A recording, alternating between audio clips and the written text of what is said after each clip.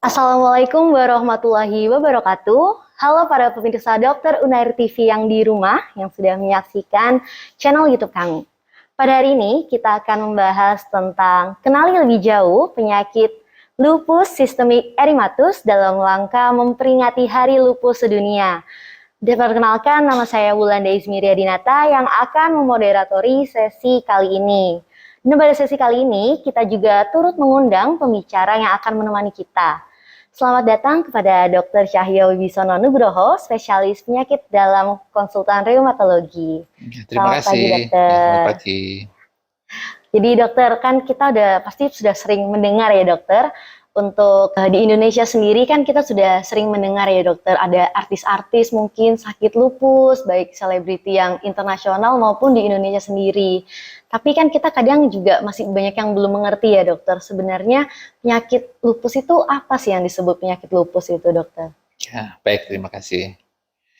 Memang penyakit lupus saat ini memang menjadi salah satu trending topik ya saat ini ya. Nah, tapi memang belum banyak yang mengetahui apa sih lupus itu dan juga mungkin bertanya-tanya apa bedanya lupus dengan autoimun atau lupus dengan penyakit lain. Ya, tentunya dalam kesempatan pagi hari ini sangat bagus sekali untuk menjelaskan apa itu lupus ya. Jadi lupus merupakan suatu penyakit salah satu ya penyakit autoimun yang bisa menyerang manusia. Jadi pada lupus terjadi suatu kesalahan dalam pengenalan antigen dan juga diri sendiri. Antigen itu suatu molekul asing, kalau diri sendiri itu molekul tubuh. Sehingga dia menganggap diri sendiri itu menjadi suatu antigen atau molekul asing jika diserang. Nah, dari proses tadi akhirnya timbul suatu penyakit yang dinamakan autoimun. Salah satunya adalah lupus ini tadi. Ya, jadi begitu. Jadi lupus merupakan salah satu penyakit autoimun yang antibodi menyerang diri sendiri, yang gejalanya bisa bermacam-macam. Ya, Baik dokter, terima kasih. Sedangkan untuk penyakit ini sendiri yang diserang itu apanya ya dokter? ya, ini pertanyaan bagus ya. Jadi lupus bisa menyerang semuanya, baik dari ujung rambut sampai ujung kaki bisa semua. Ya. Dan juga sering mengenai organ, bisa mengenai paru-paru, bisa jantung, otak, ya, dan juga bisa ginjal. Dan apabila mengenai organ yang vital, bisa mengancam jiwa atau membahayakan nyawa. Baik dokter, berarti saat diserang itu apakah dia langsung terserang semua satu tubuh dokter, ataukah dia hanya salah satu atau mungkin hanya dua begitu dokter? Ya, jadi bisa menyerang salah satu ataupun bisa menyerang seluruh keseluruhan. Bisa menyerang otak dan juga ginjalnya, juga bisa salah satu. Ya, memang untuk mendiagnosis juga tidak mudah ya, karena kita perlu membedakan penyakit ginjal, penyakit jantung yang diakibatkan selain lupus. Tentunya memerlukan suatu pemeriksaan dan juga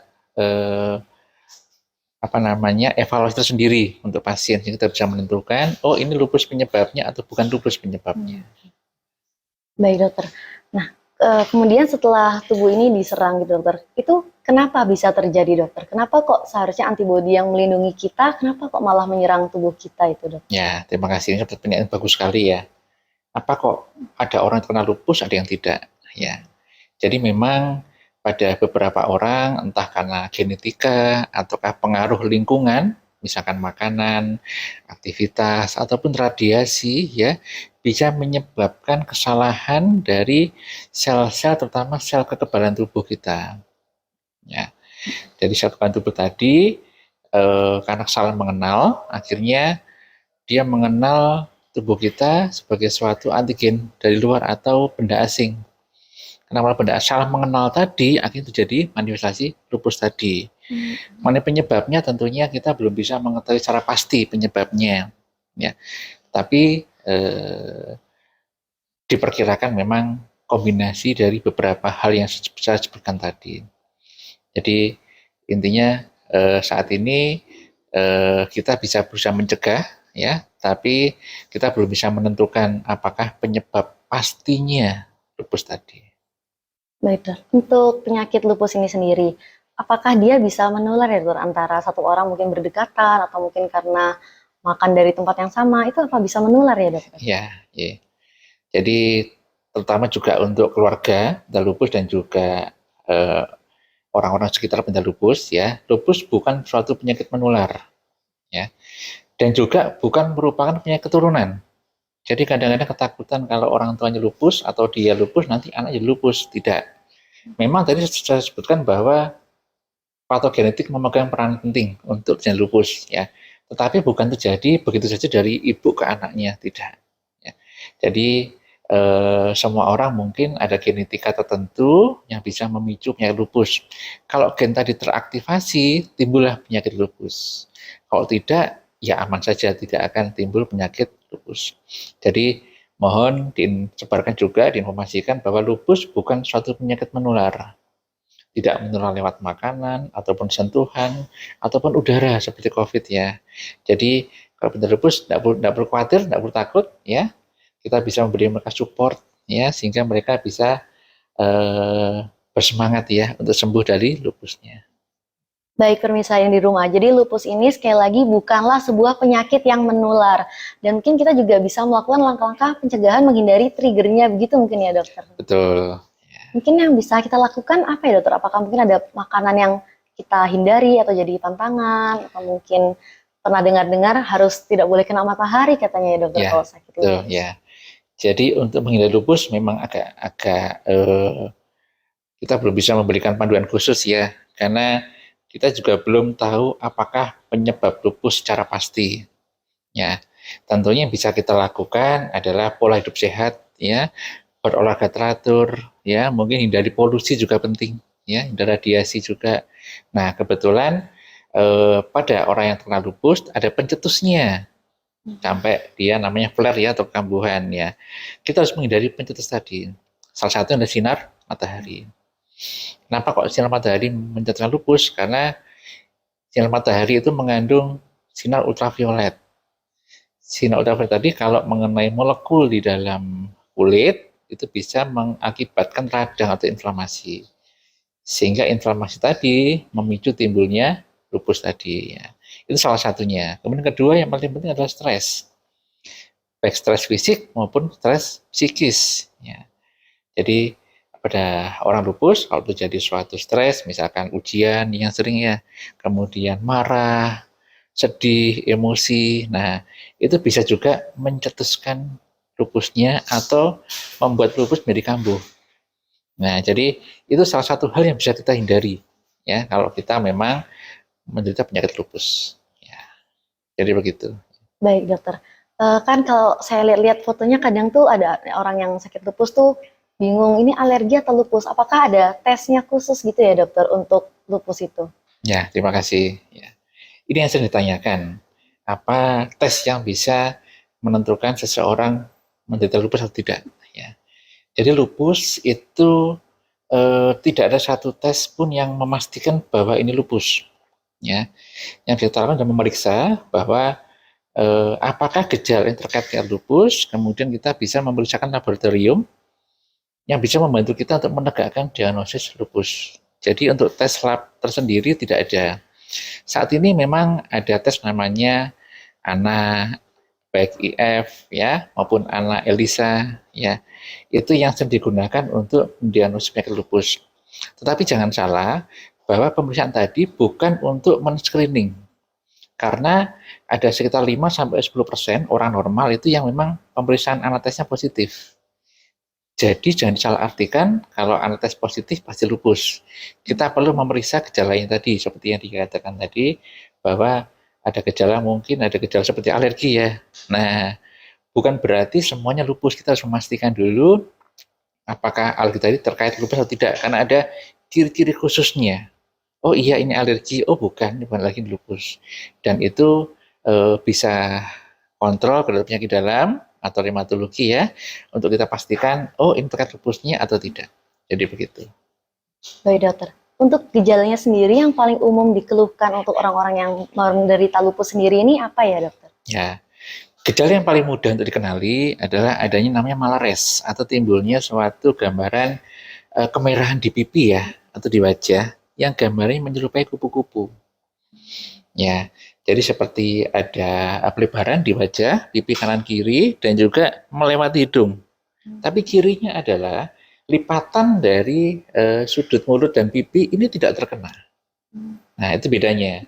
Kalau pada pasien alergi atau pasien mungkin kena enggak cocok sama kosmetik ya. Nah, itu sering. Gimana bedakannya? Tadi, kalau kosmetik mungkin semuanya kena. Walaupun lipatan di ini kena, tapi kalau pada lupus enggak kena. Itu pertama. Kedua, mungkin ada rambut rontok yang berlebihan ya. Tentu rambut rontok normal ya, rambut rontok, tapi kalau saat berlebihan sampai ada kebotakan, itu yang menjadi masalah. Kemudian adanya sariawan.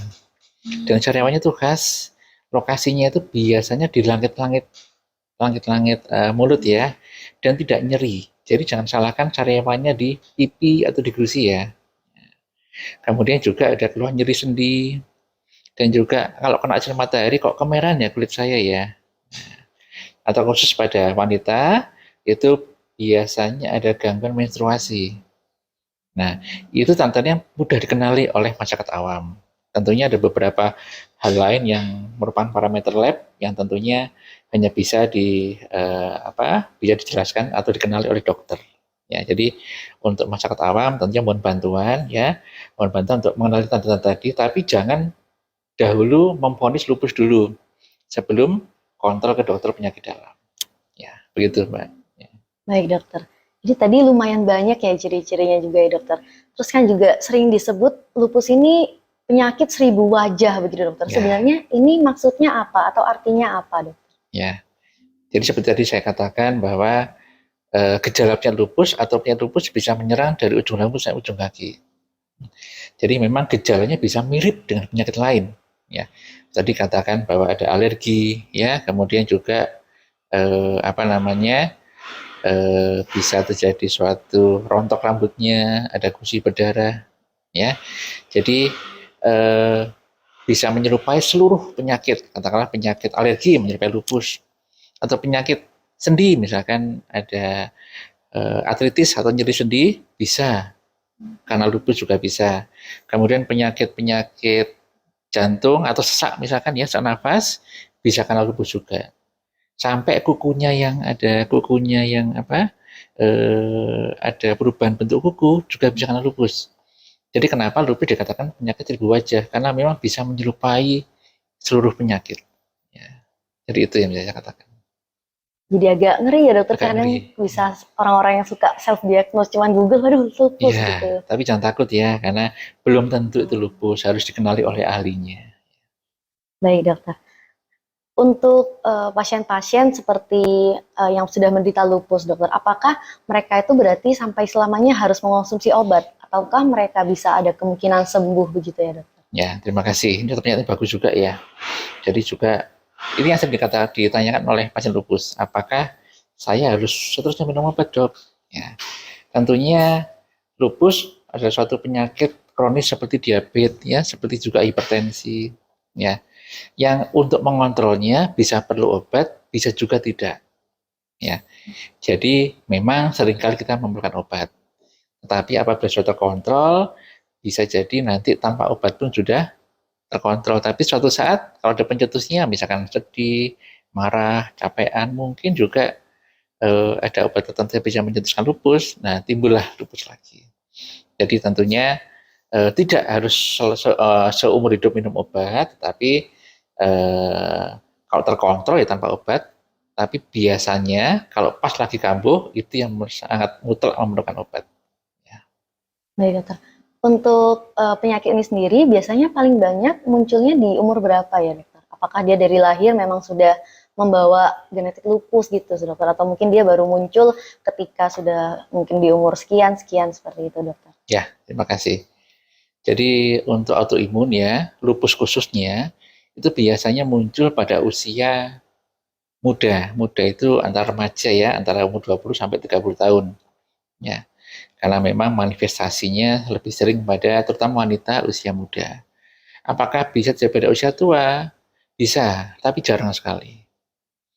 Ya. Jadi mungkin juga pada awal sudah ketahuan sudah menderita lupus ya, tapi belum ketahuan. Begitu setelah mungkin usianya 30 lebih atau 40 baru ada timbul gejala, oh iya ini lupus ya. Jadi tidak bisa memastikan bahwa oh pasti muda, tidak, ya, tapi lebih sering pada wanita usia muda. Tapi kalau pada pria ataupun wanita usia di atas 40 masih bisa. Dan tadi dokter menyebut wanita lebih sering terkena lupus begitu dokter. Apakah memang wanita ini lebih rentan atau bagaimana dokter? Ya, ini terkait genetika dan hormonal. Ya, memang kalau ada yang bilang ya wanita lebih kuat daripada pria wanita itu. Ya, karena itu juga begitu. Kenapa kok daya tahan tubuh juga lebih kuat ya sehingga lebih mudah terkena penyakit autoimun. Nah itu suatu guyon ya. Ya, tapi sebenarnya memang karena hormonal pada wanita lebih kompleks itu yang menyebabkan mungkin dan cara genetika ya menyebabkan kenapa kok wanita lebih mudah terkena, lebih sering ya, bukan lebih mudah ya, lebih banyak penderita lupus yang wanita dibandingkan penderita lupus yang pria. Ya. Jadi bisa semua kena, tapi lebih sering pada wanita usia muda gitu aja. Baik dokter. Dan untuk wanita sendiri, apabila dia mungkin sakit lupus atau mungkin sebelumnya dia tidak sadar, kemudian dia hamil, kemudian terserang, apakah wanita ini tetap bisa melakukan hamil dan juga lahiran secara normal ya dokter? Ya, itu yang bagus juga ya. Jadi jangan khawatir ya pada penderita lupus, jangan khawatir. Anda bisa menjalani kehidupan seperti orang normal. Ya, tentunya dengan beberapa kondisi. Kalau memang hamil, bisa secara normal bisa, tapi memang risikonya terjadi komplikasi yang memang besar. Karena itu perlu dikawal. Sehingga selama proses masa kehamilan dan juga proses kelahiran itu berjalan dengan lancar. Kadang-kadang ada beberapa uh, komplikasi yang terjadi selama kehamilan dan kelahiran ya. Karena itu kita perlu memeriksa diri dan juga mendeteksi apa sih kelainan yang potensial muncul nanti pada saat mungkin masa hamil dan juga masa kelahiran ya. Jadi mungkin untuk para pemirsa, jadi kalau memang menderita lupus ya, untuk kehamilan perlu direncanakan. Nah, direncanakan perlu dikawal selama kehamilan dan juga perlu dikawal juga pada masa melahirkannya tadi. Jadi bisa, jawabannya bisa dan jangan khawatir ya, bisa berjalan normal dan bisa menjalani aktivitas normal pada penyakit lupus. Hanya ada beberapa hal yang perlu diperhatikan itu saja. Baik dokter. Untuk seseorang mungkin dia mengidap lupus, namun banyak yang terlambat terdiagnosa mungkin dokter. Apabila sampai lama seperti itu, apa akibatnya dokter? Apakah ada yang mungkin sampai dia mati pun sebenarnya dia lupus, tapi dia nggak sadar dan dia tidak obati ya, dia biarkan saja begitu? Ya, Apakah mungkin dokter? jadi mungkin saja. Jadi memang mungkin tidak semua penderita lupus itu merasa dirinya sakit ya, karena memang gradasinya memang besar. Tadi dikatakan ada ya apa organ apa yang terkena? Oh bisa ke semua organ. Tapi yang paling berat kalau terkena organ jantung, paru-paru atau organ vital ya terkena ya. Yang terkena mungkin hanya gejala seperti di kulit ya, mungkin di rambut ya, mungkin keluhannya pun minimal ya. Kalaupun itu ya biasanya tidak berobat ya, tapi juga aman lah masalah. Yang perlu perhatian adalah pada penderita lupus yang terkena organ vitalnya. Nah, itu biasanya akan membahayakan jiwa ya. Tapi sebelum melakukan organ vital tentunya ada tanda-tanda yang perlu kita kenali. Ya, tadi kenapa kita juga minta bantuan kepada para pemirsa sekalian bagaimana kita mengenal lupus secara dini. Ya. Jadi kita bisa mengobati lupus secara dini sehingga kerusakan organnya itu tidak terjadi berkelanjutan, jadi bisa kita perbaiki dan juga nantinya bisa hidup normal dengan kualitas hidup yang baik. Untuk memeriksa diri sendiri itu sudah ada sempat saya dengar itu saluri periksa lupus sendiri. Apa mungkin Ya, boleh dijelaskan ya dokter itu seperti apa? ya. Jadi kita bisa, tapi jangan dikatakan ini jangan memberi apa, memberi suatu rasa tidak nyaman atau ketakutan ya. Jadi memang seperti saya katakan bahwa salah satu gejalanya adalah timbulnya rash ya atau ada radang di wajah. Nah, itu bisa jadi suatu tanda-tanda lupus ya, tapi tadi saya jelaskan ada beberapa hal yang khusus tadi ya. Kemudian tanda-tanda yang bisa dikenali adalah ada rambut rontok yang berlebihan, kemudian adanya nyeri sendi yang tidak bisa dijelaskan penyebabnya apa, kemudian sariawan ya. Kemudian juga mungkin yang sering terjadi saat ini adalah kakinya bengkak. Tiba-tiba dosa biasanya bangun tidak apa-apa, tapi kok sekarang saya bangun tidur kok seperti muka saya bengkak ya, saya bengkak ya. Nah, coba dicekkan apakah ini ada kaitannya dengan penyakit autoimun atau lupus ataukah tidak. Ya, itu penting ya. Jadi itu beberapa hal yang bisa digunakan untuk memeriksa diri sendiri maupun orang lain ya. Jadi bukan untuk diri sendiri saja, tapi juga untuk orang lain. Jadi memang benar dengan tadi ya, dengan pemeriksaan lupus untuk diri sendiri, paling tidak kita bisa meningkatkan kewaspadaan kita terkait penyakit lupus. Sehingga penyakit lupus dengan mudah dapat dikenal sejak dini, sehingga kita bisa mengobati sejak dini dan juga lebih mudah untuk mengobati sebenarnya ya, daripada nanti sudah ada komplikasi ya, sulit mengobatinya. Ya. Baik dokter, apabila mungkin seseorang ini merasakan sudah ada gejala-gejala lupus atau mungkin orang sekitarnya, yang pertama dilakukan bisa langsung kemana ya dok? Apa Ya. dia boleh periksa ke lab mandiri dulu atau sebaiknya langsung periksa ke dokter gitu dok? Ya, jadi pertama jangan takut dulu ya, jangan takut dulu dan juga jangan memvonis seseorang sakit lupus. Lebih baik kita periksa dulu ke dokter, jangan periksa lab dulu. Karena kalau hasilnya memang tidak seperti yang diharapkan, nanti bisa takut sendiri ya. Jadi kita perlu periksa dulu, karena lupus bukan sesuatu yang saya katakan bahwa tidak ada pemeriksaan khusus yang bisa memastikan lupus. Sehingga perlu pemeriksaan dokter yang memastikan, oh iya ini memang mengarah ke lupus, oh ini bukan lupus ya. Jadi tentunya dalam kesempatan ini saya jelaskan bahwa untuk lupus memang tidak ada screen khususnya, terutama pemeriksaan laboratorium ya. Jadi lebih baik Anda kontrol dulu ke penyakit dalam atau ke spesialis hematologi ya, untuk bertanya atau memeriksakan diri apakah ada memang tanda-tanda dialami merupakan lupus ataukah tidak. Sehingga pertama nggak khawatir dulu ya, dan juga tidak salah dalam memeriksa labnya. Karena kan sayang, labnya sudah keluar mahal, tapi memang tidak ada hubungannya dengan lupus ternyata. Oke. Baik dokter, untuk pengobatannya sendiri, kan tadi lumayan banyak obatnya ya dokter, misalnya dia butuh pengobatan yang banyak, apakah itu bisa ditanggung BPJS, apakah semua harus bayar mandiri ya dokter? Ya, baik. Terima kasih. Dalam kesempatan ini jelaskan bahwa untuk saat ini niat lupus obat-obatnya sudah dalam BPJS. Ya. Jadi memang untuk pengobatan lupus itu banyak sekali obatnya, tapi bukan berarti akan dapat banyak obat, tidak. Nanti obat tadi yang disesuaikan dengan kondisi seseorang tadi. Ambil lupus, kita sesuaikan. Oh, yang cocok adalah obat A, obat B, ya. Dan sebagian besar memang sudah di BPJS. Hanya sebagian kecil ada yang mungkin untuk lupus berat ya, yang mungkin kalau nggak teratasi dengan obat-obat tertentu, mungkin ada pilihan obat lainnya dari BPJS. Nah itu nanti terkait atau bergantung pada kondisi komplikasi seperti apa. Jadi intinya bisa berobat di BPJS dan obatnya pun sangat bagus ya. Jadi jangan takut untuk berobat ke polireumatologi BPJS kalau memang menderita penyakit lupus ya. Baik dokter, terima kasih dokter. Mungkin bisa disampaikan itu mungkin ke pemirsa di rumah, baik pemirsa yang mungkin baru tahu nih tentang lupus atau mungkin ada keluarganya atau mungkin teman-teman di rumah juga ada yang menderita lupus, ada pesan yang mau dokter sampaikan kepada pemirsa di rumah? Ya, terima kasih ya.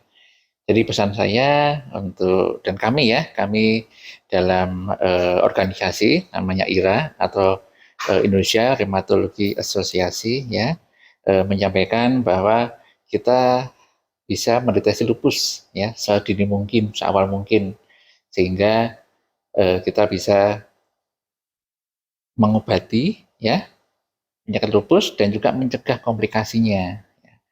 Dan yang lebih penting lagi, kita bisa membantu penderita lupus ya, memberikan semangat, memberikan dukungan secara moral maupun psikologi ya, agar bisa sembuh dari penyakit lupus ya. Untuk itu mungkin ada satu lagi slogan ya, kalau pada Hari Lupus ini slogannya adalah awareness kita harus kita tingkatkan untuk penyakit lupus ya.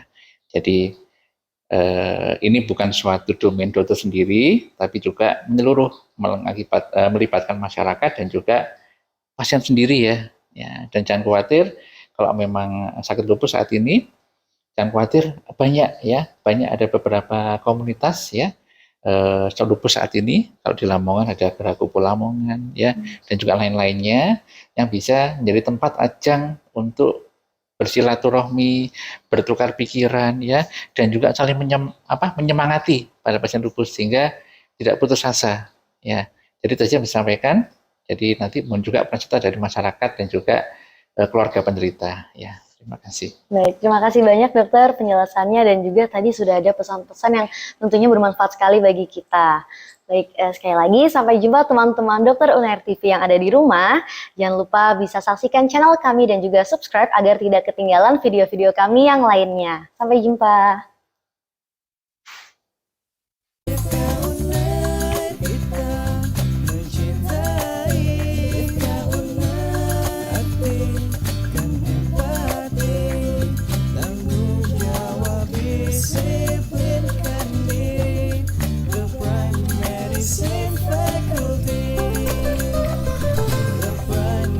Medicine